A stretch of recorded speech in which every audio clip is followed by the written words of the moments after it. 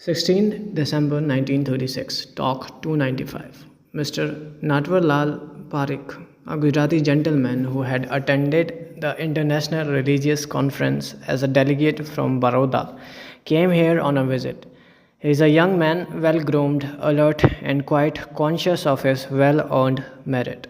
He presented a note containing some question to Sri Bhagwan.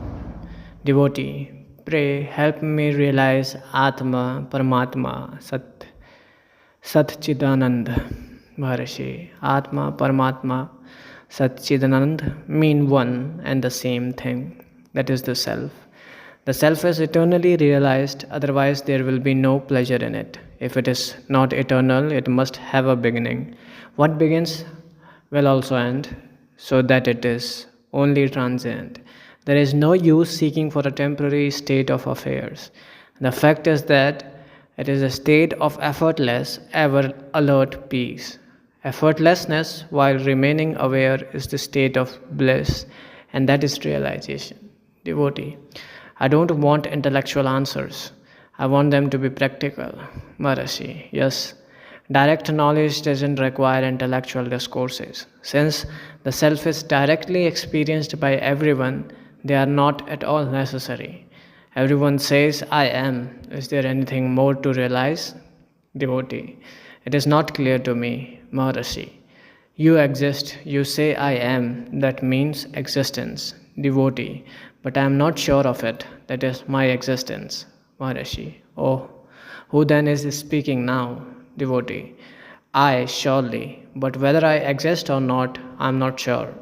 Moreover, admitting my existence leads me nowhere.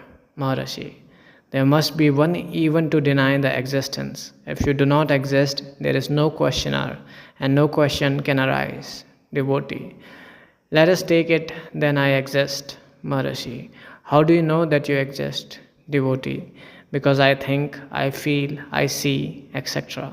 Maharishi, so you mean that your existence is inferred from these? Furthermore, there is no feeling, thinking, etc. in sleep, and yet there is the being. Devotee, but no, I cannot say that I was in deep sleep. Maharishi, do you deny your existence in sleep? Devotee, I may be or may not be in sleep. God knows. Maharishi, when you wake up from sleep, you remember what you did before falling asleep.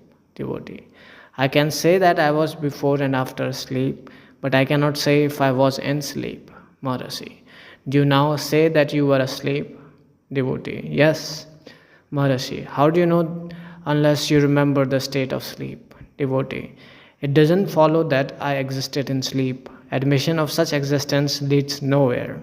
Maharishi, do you mean to say that a man dies every time that sleep overtakes him and that he resuscitates while waking? Devotee, maybe. God alone knows. Maharishi, then let God come and find the solution for these riddles. If one were to die in sleep, one will be afraid of sleep, just as one fears death. On the other hand, one courts sleep. Why should sleep be courted unless there is pleasure in it? Devotee, there is no positive pleasure in sleep. Sleep is courted only to be rid of physical fatigue. Maharishi, well, that is right, to be free from fatigue. There is one who is free from fatigue. Devotee, yes. Maharishi, so you are in sleep and you are now too. You were happy in sleep without feeling, thinking, etc. The same one continuing now, why are you not happy? Devotee, how can it be said that there is happiness? Maharishi, everyone says I slept happily or was blissfully asleep. Devotee, I don't think that they are right. There is no bliss, it is only absence of sorrow. Maharishi, your very being is bliss, therefore everyone says I was blissfully asleep. That means that one remains in the primal uncontaminated state in sleep. As for sorrow, there is no sorrow. Where is it, in order that you might speak of its absence in sleep? The present wrong identification of the self with the body has given rise to all mistakes. Devotee, what I want is realization. I don't feel my inherent happy nature. Maharishi, because the self is now identified with the non-self. The non-self too is not apart from the self. However, there is the wrong notion that the body is apart and the self is confounded with the body. This wrong identity must be ended for happiness to manifest.